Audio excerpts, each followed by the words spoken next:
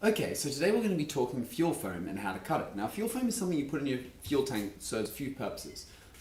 Firstly, it does help with the baffling of the tank, so it will help stop the fuel sloshing around, which can improve handling performance and reduces the stress on your tank mounts. And secondly, it will stop explosion and fire propagation through the fuel if your tank is ruptured. So fuel foam is a good idea.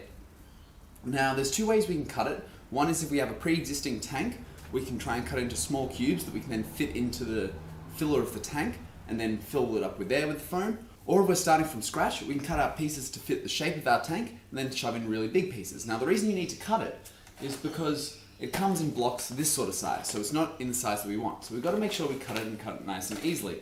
And the problem is that it's very hard to find information on how to do this. Some people, they say they use industrial cutters, which are not really a practical option for most people. Other people, I've seen razor blades and scalpels and stuff like that, or Stanley knives, and they're very slow ways of doing it. So today I'm going to show you a really simple way of doing it, super easy, super cheap.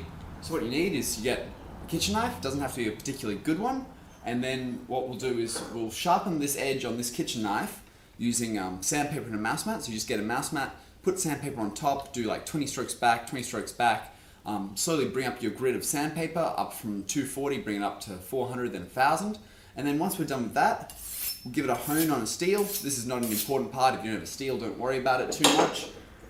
Your other option is a timber chopping board or just a block of smooth timber. And you just drag it back on here. Normally we will do this on a bench top, but there's a way to get your knife really nice and sharp without too much effort. So now we've got a sharp knife, and let's cut the foam. So I get my foam block, and I know that I want to cut this roughly down the center. Normally we'd mark where the cut is so we're nice and accurate, but I'm not going to worry too much about that for demonstration purposes. Now just get it, cut it there. There we go. 2 blocks of foam, cut and ready.